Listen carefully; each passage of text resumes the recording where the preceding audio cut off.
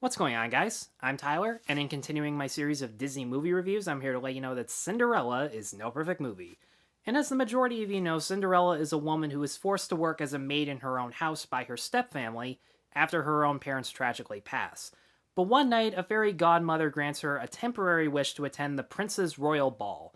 And she has such a great experience. She has the one night in her life where people treat her with compassion and respect and treat her as an equal, and she decides she wants to have that life for herself, and she decides to face off against her family head on with the help of a group of mice that live in the walls of her home. And I know I keep saying this about earlier Disney movies, but before this, Disney was actually in financial shit. World War II was really messing up a lot of people's lives, and this really shouldn't be presented as the big problem, but because of World War II, so many animators were drafted into the army. They could no longer show their movies in European countries with more profit because they were our enemies. It's the reason that Saludos Amigos and Free Caballeros mattered so much to appeal to Latin American audiences. And it's also the reason that anthology movies like Make Mine Music and Melody Time were kind of cheaper to make. All you were making were short films, and it was easy to weave them together. And because of Cinderella, a really simple story to tell in a short amount of time with characters who have really simple but still identifiable traits, that made the huge difference in making a just good movie so that Disney could keep making great movies in the future.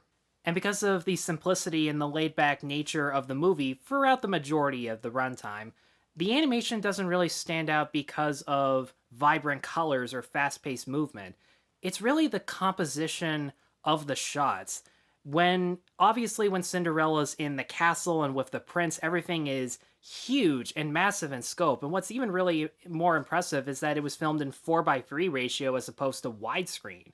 It's weird how they could cram that much beautiful imagery in a short format, but they managed to pull it off. With the villains even, the animation features a lot of dim lighting and shadows and characters with green eyes that give you this ominous and intimidating presence. And just like with Dalmatians, the characters in this are easy to root for and against because they understand what makes simple traits work. Cinderella is kind of the role model character that you've come to expect. She's very patient and kind and not so much demanding to people who don't even deserve her respect, but you can kind of tell just by watching her that she doesn't lash out at them because in her mind she would be just as rude and despicable as they are. I love how even though she does have an abusive and horrible life, one that I can't imagine myself dealing with as well as she does, she doesn't give up hope because then she would just be giving into the way they feel about her because they treat her like trash. And the villains themselves are easy to root against because of how greedy they are, just how much joy they take out of making this girl's life a living hell. Lady Tremaine is one of the creepier Disney villains just based on her smile. She's so calm and composed, but you can tell just by looking at her, just the way she smiles, that she has nothing but impure thoughts. And the fact that it's the same actress who played Maleficent, Eleanor Audley, did a really good job with that. And the ladies who play her stepsisters, Drizella and Anastasia, are just so obnoxious and bratty and ungrateful for the fact that nothing is as perfect as they want it to be. Just makes you feel so uncomfortable whenever they get their way, especially when they tear up Cinderella's dress for having little bits of their own clothes that they threw out. But I'm not kidding when I say this, my favorite of the Step family is probably Lucifer. Dude is so sneaky and manipulative in such a fun way, but at the same time you can laugh at his pain because he's a cat. He can't really fight back when Cinderella disciplines him, and weirdly enough, she actually does. And the slapstick between him and the mice actually has some pretty well built up suspense. They always cut back and forth from the mice trying to sneak away from him and Lucifer catching on very quickly and slowly creeping up on them trying to pounce. And it makes it a lot more funny whenever he falls on his ass. And as expected with Cinderella, the songs are also very good too. They each have a soft melody that makes it seem very peaceful, which is a good feeling to have for the music about a woman whose life is just almost nothing but misery. The Cinderella Overture is actually, in my opinion, one of the better Disney overtures. I love this huge, almost operatic feel that the choir gives, even though it is very soft and calm as a song. A Dream is a Wish Your Heart Makes is kind of When You Wish Upon a Star Light, but I do kind of like Wish Your Heart Makes more because for whatever reason, I like the composition and I like the way Cinderella sings the song a little bit better.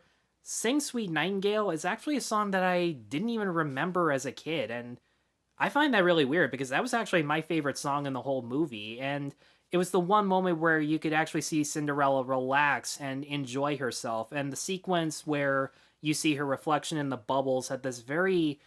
It was probably my favorite shot in the movie just because the visuals were so stunning and simple. And that one song that everyone remembers about Cinderella, I'm not going to say it because you're probably already thinking it in your head.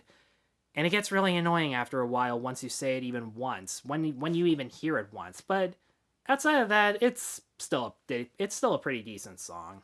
Now, I waited for the very end to talk about the mice in this movie. They were my favorite characters in this movie growing up, and what I was impressed with was that Jack and Gus are actually played by the same actor, Jimmy MacDonald, who also played Mickey Mouse for 30 years straight, which all those things are very impressive. And rewatching them now as an adult, they're harmless. The fact that they can bring joy to Cinderella to help alleviate her pain felt very genuine, and you believe that they would want to because she does rescue them from mouse traps and keeps them away from Lucifer and feeds them, so it's not like she doesn't deserve it from them. But there's so many scenes of them being cutesy that it really comes across as filler, and there are so many opportunities in the movie where you could have had less of them and more on things that would have made this movie great story-wise, like the prince in this movie, who I think talks for like 10 seconds, which is weird because he still has a voice actor and a singing voice, which made no sense to me. If you're gonna have him talk for a 10-second scene, what the hell was the point of that? And just like Sleeping Beauty, the romance in this movie did not make sense, partially because the prince isn't really in it all that much, but the other is for the situation itself.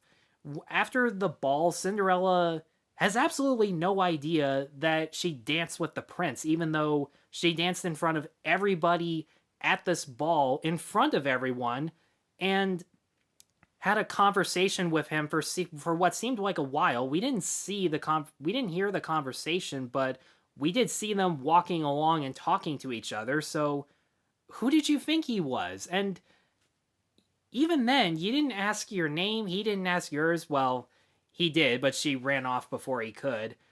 Do you really want to immediately want to have a life with this person? I mean, yes, we obviously know for a fact that he's better than her stepfamily, but how do we know just by one night that he's as genuine as you think he is? He could be that douchey prince from Frozen. Whatever his name is, but it makes me realize that the romance in the remake was actually much, much better. It understood that the relationship between Cinderella and the prince was essential for both of those characters to realize their independence and to fight for what they want in their own lives. You don't really get that in this movie. The most you get is the king and the duke arguing over the prince being kind of forced to marry, although not really knowing. Which I wouldn't mind if it was funny, but the king was so short-tempered that I really couldn't get into his jokes. I did feel sorry for the duke, I'll admit that.